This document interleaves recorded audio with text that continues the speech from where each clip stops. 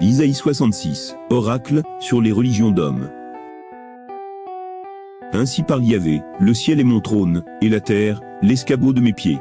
Quelle maison pourriez-vous me bâtir, et quel pourrait être le lieu de mon repos, quand tout cela, c'est ma main qui l'a fait, quand tout cela est à moi, oracle de Yahvé. Mais celui sur qui je porte les yeux, c'est le pauvre, et l'humilié, celui qui tremble à ma parole.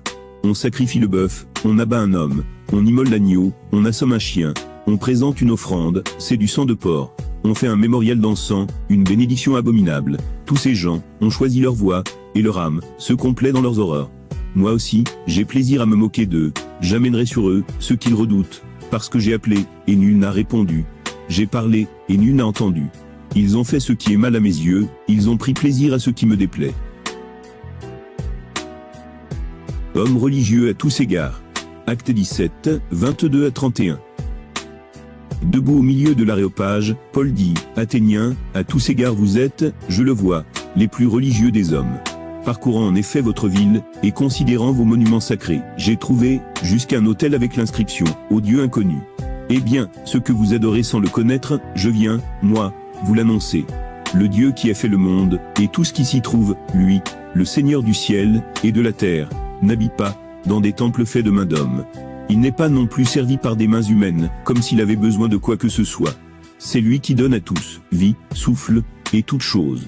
Si d'un principe unique, il a fait tout le genre humain, pour qu'il habite sur toute la face de la terre, s'il a fixé des temps déterminés, et les limites de l'habitat des hommes, c'était afin qu'il cherche la divinité pour l'atteindre, si possible, comme à tâtons, et la trouver.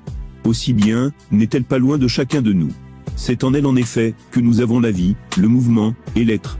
Ainsi d'ailleurs l'ont dit certains des vôtres, car nous sommes aussi de sa race. Que si nous sommes de la race de Dieu, nous ne devons pas penser que la divinité soit semblable à de l'or, de l'argent, ou de la pierre travaillée par l'art, et le génie de l'homme.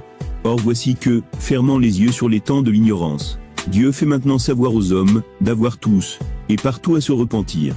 Parce qu'il a fixé, un jour pour juger l'univers avec justice, par un homme qu'il y a destiné. Offrant à tous une garantie, en le ressuscitant des morts. Jugement, sur Jérusalem actuelle, et gloire de la Jérusalem nouvelle. Isaïe 66, 5 à 17. Écoutez la parole de Yahvé, vous qui tremblez à sa parole. Ils ont dit, vos frères qui vous haïssent, et vous rejettent à cause de mon nom, que Yahvé manifeste sa gloire, et que nous soyons témoins de votre joie. Mais c'est eux, qui seront confondus. Une voix, une rumeur qui vient de la ville, une voix qui vient du sanctuaire, la voix de Yahvé, qui paie leur salaire à ses ennemis. Avant d'être en travail, elle a enfanté, avant que viennent les douleurs, elle a accouché d'un garçon. Qui a jamais entendu rien de tel? Qui a jamais vu chaud pareil? Peut-on mettre au monde un pays en un jour? Enfantons une nation en une fois? À peine était-elle en travail que Sion a enfanté ses fils. Ouvrirai-je le sein pour ne pas faire naître? Dit Yahvé. Si c'est moi qui fais naître, fermerai-je le sein? Dit ton Dieu. Réjouissez-vous avec Jérusalem. Exultez en elle, vous tous qui l'aimez. Soyez avec elle dans l'allégresse, vous tous qui avez pris le deuil sur elle, afin que vous soyez allaités, et rassasiés par son sein consolateur, afin que vous suciez avec délices, sa mamelle plantureuse. Car ainsi parle Yahvé, voici que je fais couler vers elle, la paix comme un fleuve, et comme un torrent débordant, la gloire des nations. Vous serez allaités, on vous portera sur la hanche. On vous caressera, en vous tenant les genoux. Comme celui que sa mère console, moi aussi, je vous consolerai. À Jérusalem, vous serez consolés.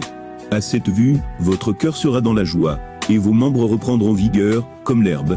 La main de Yahvé se fera connaître à ses serviteurs, et sa colère à ses ennemis. Car voici que Yahvé arrive dans le feu, et ses chars sont comme l'ouragan, pour assouvir avec ardeur sa colère, et sa menace par des flammes de feu. Car par le feu, Yahvé se fait juge, par son épée, sur toute chair. Nombreuses seront les victimes de Yahvé. Ceux qui se sanctifient, et se purifient pour entrer dans les jardins. Derrière quelqu'un qui se tient au centre, qui mange de la chair de porc. Des choses abominables, et du rat, d'un même coup, finiront, oracle de Yahvé, leurs actions, et leurs pensées. Discours eschatologique. Isaïe 66, 18 à 24. Mais moi, Yahvé, je viendrai rassembler toutes les nations, et toutes les langues, et elles viendront voir ma gloire. Je mettrai chez elles un signe, et j'enverrai de leurs survivants vers les nations, vers Tarsi, Pu, Lu, Méchec, Tubal, et Yavan, vers les îles éloignées, qui n'ont pas entendu parler de moi, et qui n'ont pas vu ma gloire. ils feront connaître ma gloire aux nations, et de toutes les nations. Ils ramèneront tous vos frères, en offrande à Yahvé, sur des chevaux, en chars, en litières, sur des mulets, et des chameaux, à ma montagne sainte, Jérusalem, dit Yahvé. Comme les enfants d'Israël, apportent les offrandes à la maison de Yahvé, dans des vapures. Et de certains d'entre eux, je me ferai des prêtres, des Lévites, dit Yahvé. Car, de même que les cieux nouveaux, et la terre nouvelle que je fais subsistent devant moi, oracle de Yahvé, ainsi subsistera votre race et votre nom. De nouvelle lune, en nouvelle lune, et de sabbat, en sabbat, toute chair, viendra se prosterner devant ma face, dit Yahvé. Et on sortira, pour voir les cadavres des hommes révoltés contre moi. Car leur ver ne mourra pas, et leur feu ne s'éteindra pas. Ils seront en horreur, à toute chair.